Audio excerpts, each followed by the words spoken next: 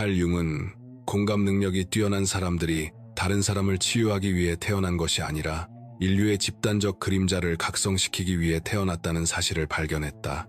그들이 흡수하는 고통은 치유되어 사라지도록 의도된 것이 아니다.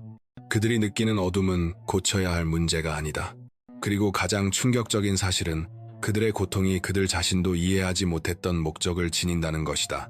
그것은 무의식적인 세상이 필사적으로 회피해 온 것과 마주하도록 강요하는 것이다. 이 장면을 떠올려보라. 당신은 평생 동안 다른 사람들의 감정을 흡수하며 살아왔다.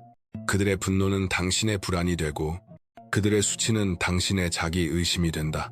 처리되지 않은 그들의 트라우마는 당신의 신경계로 스며들어 어디까지가 그들이고 어디부터가 당신인지 구분할 수 없게 만든다. 당신은 자신이 망가졌다고, 지나치게 예민하다고, 아무도 이해하지 못하는 저주를 안고 태어났다고 생각한다. 하지만 진실을 발견하는 순간 무언가가 변한다. 흡수한 것을 치유하려 애쓰는 대신 그것을 영원히 짊어지도록 태어나지 않았다는 사실을 깨닫게 된다.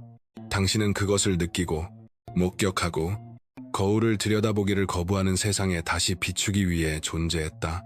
융은 공감자를 인류의 상처 입은 거울이라 불렀다. 그리고 그는 거울은 비추는 것을 치유하지 않고 드러낸다는 사실을 이해했다. 집단 무의식에 있어 이 깨달음은 모든 것을 바꾼다. 그러나 이 발견이 사회에 위험한 이유가 여기에 있다. 공감자의 진정한 기능은 문화 전체가 의존하는 무의식적 계약을 위협한다.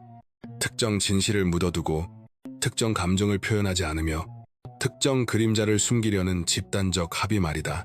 융은 이렇게 썼다. 사람들은 자신의 영혼과 마주하는 것을 피하기 위해 얼마나 터무니없는 일이라도 할 것이다. 그러나 공감자는 이 회피를 불가능하게 만든다. 그들은 내가 말하는 그림자, 감지기, 다른 이들이 필사적으로 숨기려는 것을 폭로하는 살아있는 진실의 기계가 된다. 이것이 공감자들이 자주 오해받고 병리화되며 지나치다는 낙인을 찍히는 이유다. 그들의 존재 자체가 무의식적인 사람들이 기능하기 위해 의존하는 안락한 환상을 붕괴시킨다. 그들은 단지 감정을 느끼는 것이 아니다. 한 가족, 공동체, 문화 전체가 집단적으로 억압해온 감정을 느낀다. 융은 공감자가 원형적 기능을 수행한다고 이해했다. 그들은 단순히 민감성이 높은 개인이 아니다. 그들은 그가 말한 인류의 살아보지 못한 삶을 운반하는 존재다. 표현되지 않은 모든 슬픔, 삼켜진 모든 분노, 부정된 모든 진실이 그들의 신경계를 통해 흘러간다. 그러나 사회는 그들에게 이 고통을 치유하고 고치고 더 나아지게 하라고 말한다. 이것이 가장 잔인한 거짓말이다. 공감자가 자신이 수리가 필요한 깨진 그릇이 아니라 집단적 진실을 비추는 신성한 거울임을 깨닫는 순간 모든 것이 변하기 때문이다. 융은 수십 년에 걸쳐 모든 인류가 공유하는 심리적 물질인 집단 무의식을 연구했다. 그러나 이 집단 무의식 안에는 더 어둡고 불편한 무언가가 존재한다. 내가 집단적 그림자라 부르는 것이다. 세대를 거쳐 축적된 어둠이다. 이것은 개인적인 그림자 작업이 아니다. 혈통과 공동체를 통해 전해진 조상 트라우마, 문화적 수치, 사회적 죄책감, 집단적 분노다. 융은 이렇게 썼다. 모든 정신질환의 근원은 정당한 고통을 경험하려 하지 않는 데 있지만 누군가는 그것을 경험해야 한다. 누군가는 다른 이들이 느끼기를 거부한 것을 짊어져야 한다. 그 사람이 바로 공감자다. 융은 또한 관찰했다. 모든 혼돈 속에는 질서가 있고 모든 무질서 속에는 비밀스러운 질서가 있다. 그 비밀스러운 질서는 이것이다. 공감자는 집단적 심리 폐기물을 담는 그릇으로 원형적 힘에 의해 무의식적으로 선택된다.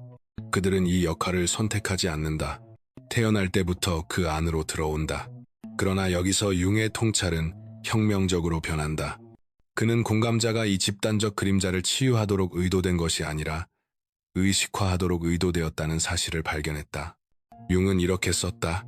사람은 빛의 형상을 상상함으로써 깨달음을 얻는 것이 아니라 어둠을 의식화함으로써 얻는다. 공감자의 일은 느껴지지 않은 것을 느끼고 이름 붙여지지 않은 것을 이름 붙이며 사회가 인정하기를 거부하는 자기 자신의 부분을 비추는 것이다. 공감자가 너무 많은 것을 흡수해 무너질 때 그것은 개인적 위기가 아니다. 그들은 주변 모두를 대신해 집단적 위기를 겪고 있는 것이다. 이것이 공감자들이 세상의 무게를 짊어진 것처럼 느끼는 이유다. 실제로 그렇기 때문이다. 융은 이를 차며 신비라 불렀다. 집단적 심리 내용과의 무의식적 합일이 보편적 고통에 대한 개인적 책임이라는 환상을 만들어내는 상태다. 만약 당신이 당신 것이 아닌 고통을 짊어지고 있다고 느껴본 적이 있다면 나는 다른 이들이 마주하지 않는 것을 짊어진다. 라고 댓글을 달라. 공감자는 융이 인식했을 희생양이 된다. 비난의 대상이라는 의미가 아니라 공동체의 죄를 짊어지는 원형적 의미에서다. 그러나 전통적인 희생양이 추방되었던 것과 달리 현대의 공감자는 가까이에 남겨진다. 그들의 기능이 필요하기 때문에 곁에 두면서도 동시에 지나치게 예민하다고 말한다. 융은 공감자가 심리적 거울로 기능한다는 것을 이해했다. 그러나 그것은 사람들이 보고 싶어하는 것만 비추는 거울이 아니다. 그것은 내가 그림자 거울이라 부르는 것이다. 사람들 스스로가 부인하고 부정하고 무의식 속에 묻어둔 부분을 비춘다. 이 거울 기능은 자동으로 작동한다. 공감자는 다른 이들의 그림자를 흡수하기로 선택하지 않는다. 그것은 융이 무의식적 투사라 부른 과정을 통해 일어난다. 사람들은 처리되지 않은 감정 물질을 무의식적으로 공감자에게 던지고 공감자는 그것을 자신의 체계 안에 지니게 된다. 융은 이렇게 썼다. 타인에 대해 우리를 짜증나게 하는 모든 것은 우리 자신을 이해하는 길로 이어질 수 있다. 그러나 대부분의 사람들은 이 이해를 원하지 않는다. 그들은 자신의 반응이 드러내는 심리를 살피기보다는 짜증을 타인에게 투사한 채로 두기를 선호한다. 공감자는 이러한 투사의 저장소가 된다. 그들은 다른 이들이 억누른 분노를 느끼고 다른 이들이 울지 않는 슬픔을 짊어지며 개인적으로 겪은 적 없는 트라우마에서 비롯된 불안으로 떤다. 이것은 전통적인 의미의 공감이 아니다. 내가 원형적 흡수라 부르는 것이다. 그러나 여기서 융의 이해가 결정적으로 중요해진다. 그는 이러한 투사가 목적을 지닌다는 사실을 관찰했다. 융은 이렇게 썼다. 두 인격의 만남은 두 화학물질의 접촉과 같다. 어떤 반응이 일어나면 둘 다 변형된다. 공감자의 그림자 거울은 변형을 강요하는 화학 반응을 일으킨다. 누군가 공감자를 통해 자신이 부인해온 그림자 물질을 마주할 때 그들은 두 가지 선택지 앞에 선다. 그것을 통합하거나 거울 자체를 거부하는 것이다. 대부분은 거부를 선택한다. 그들은 공감자를 미쳤다고, 지나치게 예민하거나 과장되었다고 부른다.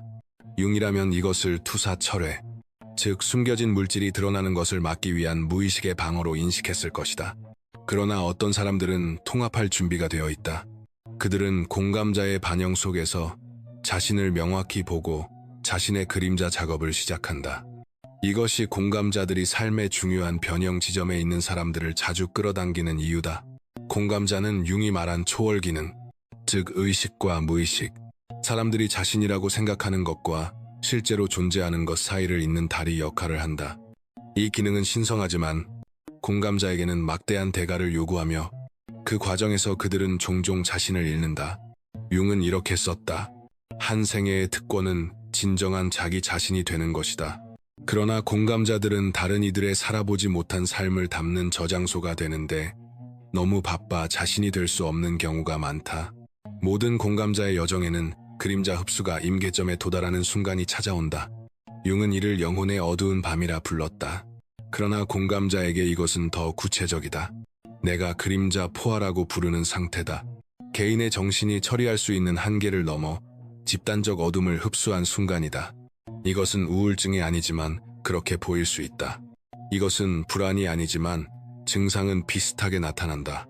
이것은 여러 세대에 걸친 사람들의 심리적 물질을 짊어진 데 대한 정신의 비상 대응이다. 융은 고통 없이 의식에 이르는 길은 없다고 썼다.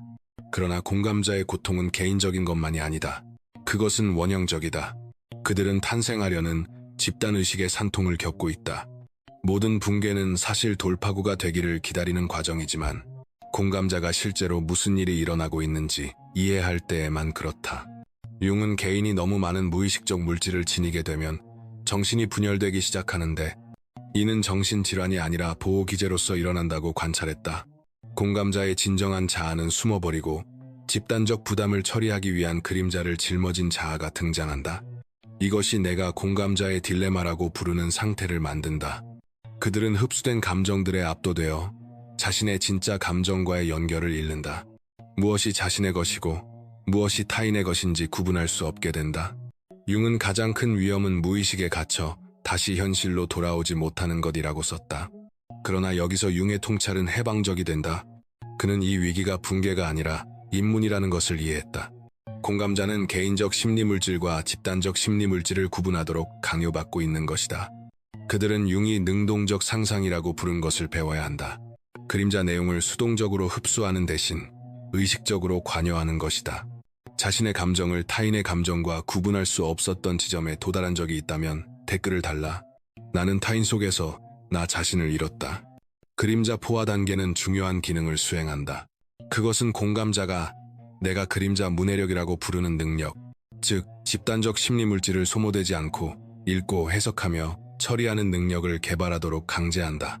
융은 가장 두려운 것은 자신을 완전히 받아들이는 것이다 라고 썼다. 공감자에게 이러한 수용은 그림자 운반자로서의 자신의 역할을 인정하되 그 기능에 영원히 갇히기를 거부하는 것을 포함한다. 여기서 진짜 작업이 시작된다. 그림자를 치유하는 것이 아니다. 그것은 불가능하다. 제거하는 것도 아니다. 그것은 위험하다. 대신 그것과 의식적으로 함께 작업하는 법을 배우는 것이다. 집단 무의식의 수동적 흡수자에서 능동적 번역자로 변모하는 것이다. 융은 그림자 물질과 작업하는 유일한 방법이 그가 의식적 고통이라고 부른 것임을 발견했다. 이는 불필요하게 고통을 연장한다는 뜻이 아니다. 무의식적으로 소모되는 대신 자각을 가지고 어둠을 마주한다는 의미다. 공감자에게 이 각성 과정은 급진적인 깨달음에서 시작된다. 그들이 짊어진 고통은 치유되기 위해 존재하는 것이 아니다. 그것은 목격되고 처리되고 변형되기 위해 존재한다. 융은 우리는 실제로 어떤 것도 치유하지 않는다. 우리는 그저 놓아줄 뿐이다 라고 썼다. 그러나 놓아주기 위해서는 먼저 무엇을 붙들고 있는지 이해해야 한다. 공감자는 다양한 유형의 그림자 물질을 구분하는 법을 배워야 한다. 어떤 것은 개인의 역사에 속하고 어떤 것은 가족 계보에 속하며 어떤 것은 문화에 속하고 또 어떤 것은 인류 전체에 속한다. 이러한 분화 과정이 바로 내가 그림자 고고학이라고 부르는 것으로 흡수된 물질의 층을 파헤쳐 그 아래에 묻힌 진정한 자아를 찾아내는 일이다.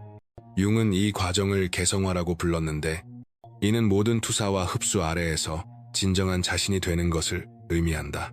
각성한 공감자는 융이 알아보았을 법한 의식적 공감, 즉 과정에서 자신을 잃지 않고 타인과 함께 느끼는 능력을 발전시킨다. 그들은 내가 그림자 번역가라고 부르는 존재가 되는데 집단 무의식의 물질을 해석하여 의식에 접근 가능하게 만드는 개인들이다. 융은 새로운 어떤 것의 창조는 지성에 의해 이루어지는 것이 아니라 내적 필연성에서 작동하는 놀이 본능에 의해 이루어진다고 썼다. 공감자의 내적 필연성은 집단 그림자를 집단 의식으로 변형하는 것이다.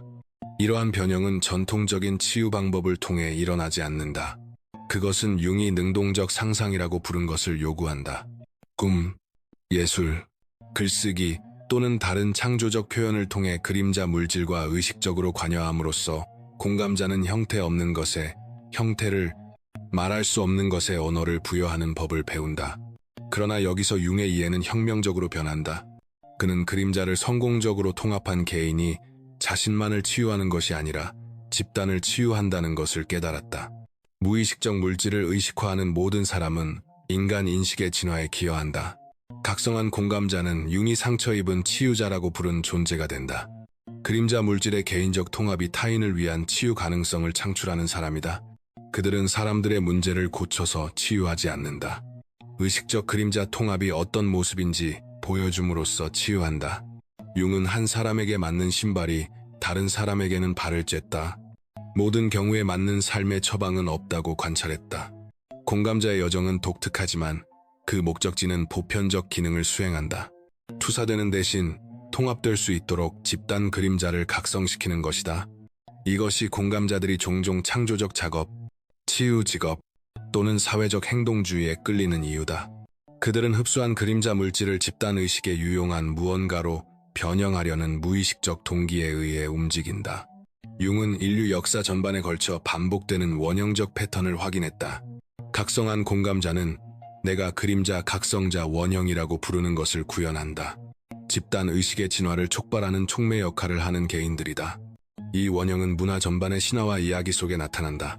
불편한 진실을 말하는 신탁자, 사람들이 보고 싶어 하지 않는 것을 드러내는 예언자, 집단의 고통을 표현하는 예술가, 숨겨진 것을 가시화하는 치유자. 융은 개인은 항상 집단에 압도되지 않기 위해 투쟁해 왔다고 썼다. 그림자 각성자는 반대의 도전에 직면한다. 집단의 무의식적 물질에 압도되지 않으면서도 집단의 거울이라는 자신의 기능을 수행해야 한다. 각성한 공감자는 내가 신성한 경계라고 부르는 것을 발전시킨다. 모든 것을 차단하는 벽이 아니라 그림자 물질과의 의식적 관여를 허용하면서 무의식적 흡수를 방지하는 투과성 막이다. 이러한 경계는 여러 수준에서 작동한다. 공감자의 에너지를 보호하는 신체적 경계, 개인적 감정과 흡수된 감정을 구분하는 정서적 경계, 공감자의 생각을 집단적 정신 투사로부터 분리하는 정신적 경계, 그리고 원형적 기능을 수행하면서도 진정한 자아와의 연결을 유지하는 영적 경계다. 융은 원형적 에너지를 구현하는 개인들이 종종 상당한 개인적 대가를 치른다는 것을 이해했다. 그림자 각성자는 그들의 기능이 확립된 무의식적 패턴을 위협하기 때문에 고립, 오해, 박해를 자주 경험한다. 그러나 융은 또한 이러한 개인들이 인간 진화에 필수적이라는 것을 인식했다. 그는 인간의 과제는 무의식으로부터 위로 밀려 올라오는 내용들을 의식화하는 것이다 라고 썼다. 누군가는 무의식과 의식 사이, 그림자와 빛 사이를 잇는 다리가 되어야 한다. 그림자 각성자는 집단적 그림자를 제거하지 않는다. 그것은 불가능하고 위험하다. 대신 그들은 의식의 연금술을 통해 그것을 변형한다. 그들은 원초적인 무의식의 그림자 재료를 받아 지혜, 예술, 치유, 진실로 정면한다. 이 변형의 과정에는 융이 말한 초월 기능이 필요하다. 새로운 무언가가 출현할 때까지 대립하는 것들을 창조적 긴장 속에 함께 붙잡아두는 능력이다. 그림자 각성자는 그림자 재료를 흡수할 만큼 충분히 민감해야 하며 동시에 그것에 의해 파괴되지 않을 만큼 충분히 강해야 한다. 융은 그림자 각성자 원형을 성공적으로 체현한 개인들이 종종 그가 문화적 창조자라 부른 존재가 된다고 관찰했다. 그들은 공동체를 위해 새로운 형태의 의식을 만들어내는 사람들이다. 이들은 예술가, 작가, 치료사, 영적 교사, 사회활동가가 될 수 있다. 그러나 그들의 진정한 힘은 무엇을 하느냐가 아니라 어떤 존재가 되느냐에 있다. 통합된 그림자 각성자는 타인들이 무의식적으로 자신의 그림자 재료를 마주하도록 초대하는 현존의 질을 발산한다. 그들은 의식적인 그림자 통합이 가능하다는 살아있는 사례가 된다. 이러한 현존은 자력을 띠면서도 위협적이다. 어떤 사람들은 그림자 각성자의 진정성과 깊이에 끌린다. 다른 이들은 그 존재가 만들어내는 정직에 대한 무의식적 요구 때문에 밀려난다. 융은 그가 팽창의 함정이라 부른 것, 즉 원형적 에너지와 지나치게 동일시하는 위험을 경고했다. 그림자 각성자들은 이 도전의 독특한 형태에 직면한다. 그들은 그림자 운반자로서의 역할에 중독되지 않으면서도 자신의 기능을 수행해야 한다. 이 통합에는 융이 말한 대극의 결합, 즉 개인적 자아와 원형적 기능을 의식적으로 균형 속에 유지하는 것이 필요하다. 그림자 각성자는 개인적이면서도 초개인적이어야 하고 상처받았으면서도 치유되어야 하며 민감하면서도 강해야 한다. 융은 이렇게 썼다. 삶의 전반부는 건강한 자아를 형성하는 데 바쳐지고 후반부는 안으로 들어가 그것을 내려놓는 데 바쳐진다. 그림자 각성자들에게 이 과정은 그들의 원형적 기능 때문에 더 복잡해진다. 그들은 집단적 그림자 재료를 다룰 수 있을 만큼 충분히 강한 자아를 발달시킨 뒤 그 역할과의 동일시를 내려놓는 법을 배워야 한다. 통합의 과정에는 내가 의식적 역할 관리라 부르는 것이 포함된다. 언제 집단적 그림자 재료와 관여하고 언제 개인적 진정성 속으로 물러날지를 아는 것이다. 이것은 회피가 아니다. 지속 가능한 그림자 작업이다. 융은 이렇게 관찰했다. 정신의 진자는 옳고 그름 사이가 아니라 의미와 무의미 사이를 오간다. 그림자 각성자는 이 진자를 의식적으로 타는 법을 배워 균형을 잃지 않고 개인적 필요와 집단적 봉사 사이를 이동한다. 그러나 통합에는 고통스러운 진실을 마주하는 것도 필요하다. 모든 사람이 자신의 그림자가 각성되기를 원하는 것은 아니다. 융은 이렇게 썼다. 사고는 어렵다. 그래서 대부분의 사람들은 판단한다. 많은 사람들은 자각의 불편함보다 자신의 무의식적 패턴을 선호한다. 그림자 각성자는 강요하지 않고 자신의 선물을 제시하는 법, 수용을 요구하지 않고 진실을 비추는 법, 자신의 안녕을 희생하지 않으면서 기능을 수행하는 법을 배워야 한다. 이는 융이 말한 적절한 거리두기, 즉 결과에 집착하지 않으면서 돌보는 태도를 필요로 한다. 융은 성공적인 통합이 그가 현명한 바보라 부른 것을 만들어낸다는 것을 이해했다. 깊은 지혜와 아이 같은 개방성을 결합한 존재다. 통합된 그림자 각성자는 이 역설을 체현한다. 그들은 인간의 어둠에 대한 심오한 지식을 지니면서도 인간의 빛에 대한 희망을 유지한다. 이 균형은 그들이 절망에 삼켜지지 않고 그림자 재료와 작업할 수 있게 한다. 그들은 그림자가 악이 아니라 변형되기를 기다리는 미실현된 잠재력임을 이해한다. 융은 이렇게 썼다. 빛을 알기 위해서는 먼저 어둠을 경험해야 한다. 그림자 각성자는 대부분의 사람들보다 더 많은 어둠을 경험했기에 빛에 대해 말할 수 있는 독특한 권위를 지닌다. 그들은 영적 회피나 긍정적 사고를 설교하지 않는다. 그들은 집단적 고통과의 의식적 관여에서 태어난 진정한 희망을 제시한다. 나는 그림자를 빛으로 변형한다. 융은 개인의 변형이 필연적으로 집단적 변형을 만들어낸다고 믿었다. 그는 이렇게 썼다. 우리가 분별할 수 있는 한 인간 존재의 유일한 목적은 단순한 존재의 어둠 속에 빛을 밝히는 것이다. 그림자 각성자는 집단적 어둠을 의식화함으로써 이 빛을 밝힌다. 이 과정은 설교나 가르침을 통해 일어나지 않는다. 체현을 통해 일어난다. 그림자 각성자의 현존은 내가 의식 전염이라 부르는 것을 만들어낸다. 그들의 통합된 진정성은 타인들이 무의식적으로 자신의 그림자 재료를 검토하도록 초대한다.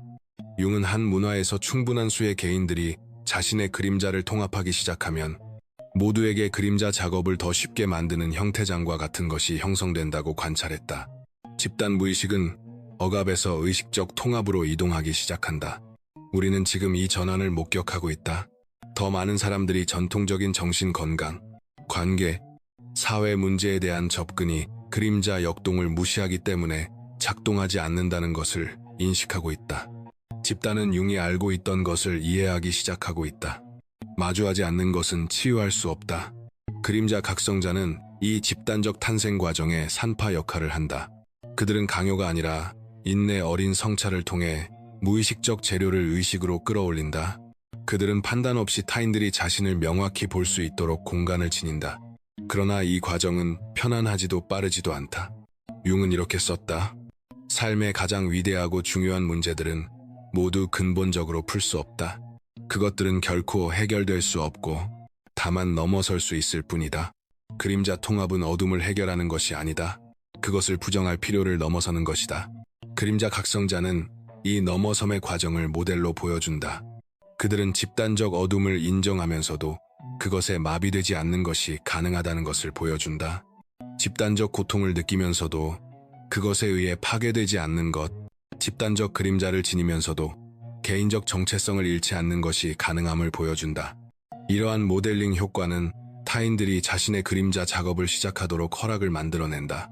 사람들은 어려운 진실을 마주하고도 살아남을 수 있고 깊이 느끼면서도 기능을 유지할 수 있으며 민감하면서도 여전히 강할 수 있다는 것을 본다. 융은 문화적 진화가 그가 의식적인 개인이라 부른 존재들을 통해 일어난다는 것을 이해했다. 이 개인들은 외적 행동만으로 세상을 바꾸지 않는다. 그들은 자신의 통합을 통해 집단 무의식을 변형함으로써 세상을 바꾼다. 그림자 각성자는 집단적 부정에 참여하기를 거부함으로써 이 변형에 기여한다.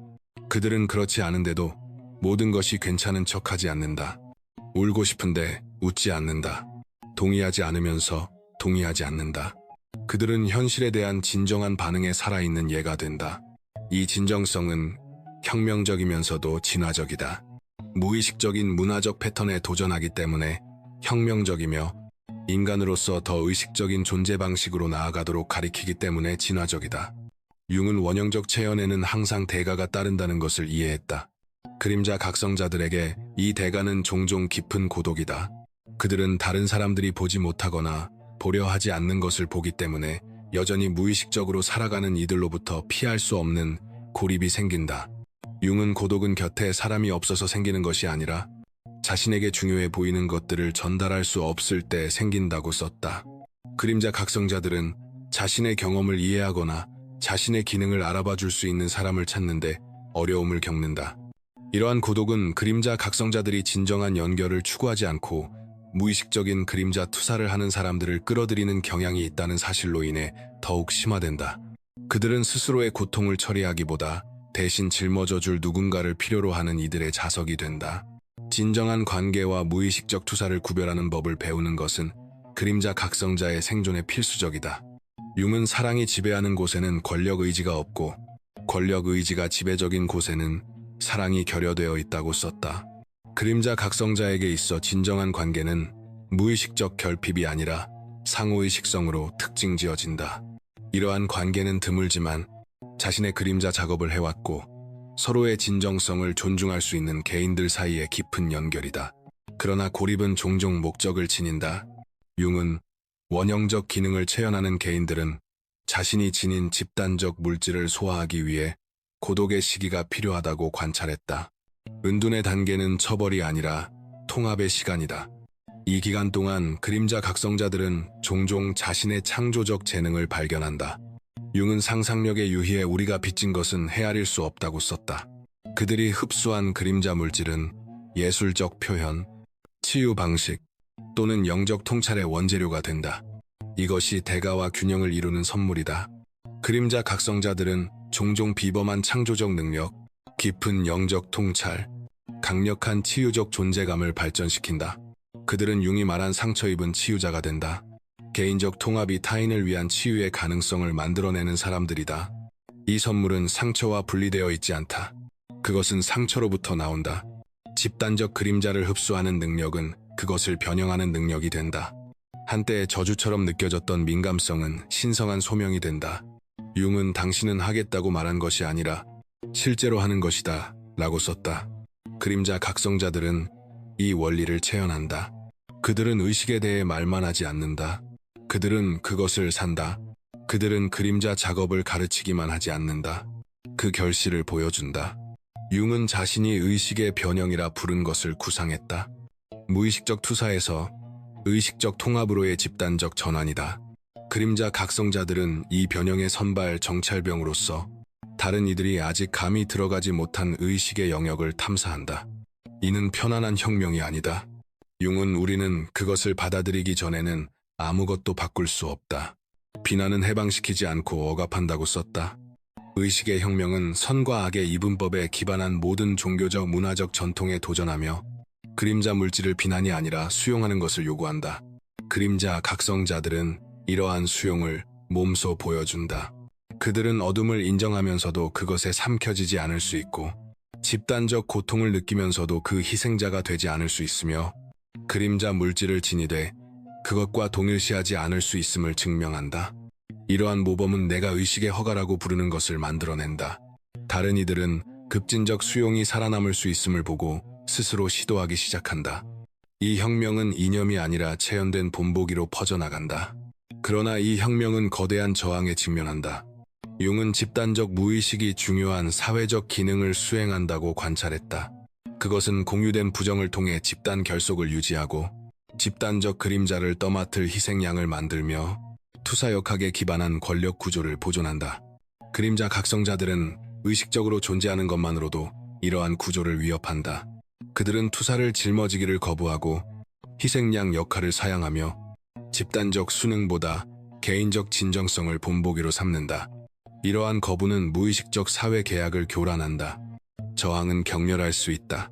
융은 제게 제정신인 사람을 보여주면 제가 그를 고쳐주겠습니다 라고 썼다. 사회는 집단적 환상을 꿰뚫어보는 이들을 종종 그들이 드러내는 것을 살피기보다 정신적으로 병리화한다. 그러나 의식의 혁명은 가속화되고 있다.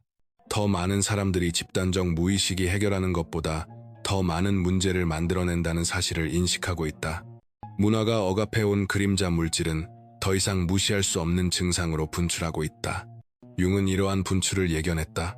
그는 무의식으로 남아있는 것은 사라지지 않으며 더 이상 담아둘 수 없을 때까지 힘을 키운다는 것을 이해했다.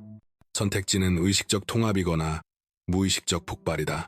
그림자 각성자들은 세 번째 선택지인 의식적 변형을 제시한다. 그들은 그림자 물질이 폭발적으로가 아니라 창조적으로 통합될 수 있음을 보여준다. 그들은 집단 의식 속에서 개인적 전체성이 가능하다는 것을 본보기로 삼는다. 공감자가 자신이 치유하도록 태어난 것이 아니라 각성하도록 태어났다는 사실을 발견할 때 마주하는 선택은 융이 이해했듯이 모든 것을 바꾼다. 그들은 타인의 부정을 섬기며 집단적 그림자를 무의식적으로 짊어진 채 서서히 소진되는 길을 계속 갈 수도 있고, 아니면 융이 구상한 의식적인 개인으로 변형되어 자신의 통합을 통해 집단적 진화를 섬길 수도 있다. 융은 밖을 바라보는 자는 꿈꾸고 안을 바라보는 자는 깨어난다고 썼다.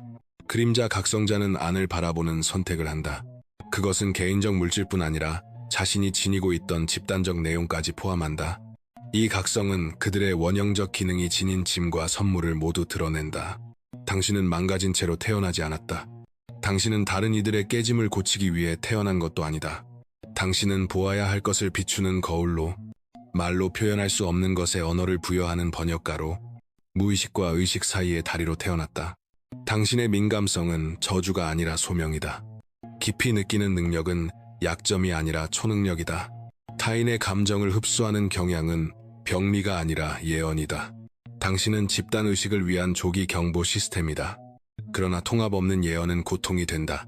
자신의 원형적 기능을 의식하지 못한 채 남아있는 공감자는 그것에 소모된다. 자신의 진정한 목적을 이해할 때에만 수동적 흡수자에서 능동적 각성자로 변형될 수 있다. 융은 원형적 에너지를 성공적으로 통합한 개인들은 진화의 행위자가 된다고 믿었다. 그들은 자신만을 치유하는 데 그치지 않고 의식 자체의 치유에 기여한다. 그들은 그가 말한 문화 창조자가 된다. 인간 인식의 새로운 가능성을 만들어내는 사람들이다. 치유될 수 없는 것을 치유하려는 시도를 멈추고 의식되어야 할 것을 각성시키라는 초대가 여기 있다. 타인에게 속한 그림자를 짊어지는 것을 멈추고 변형된 모습으로 그것을 비추어라. 당신의 어둠은 제거되기 위해 존재한 것이 아니다. 그것은 비추어지기 위해 존재했다. 그리고 그 비춤 속에서 당신과 세계는 함께 변형된다.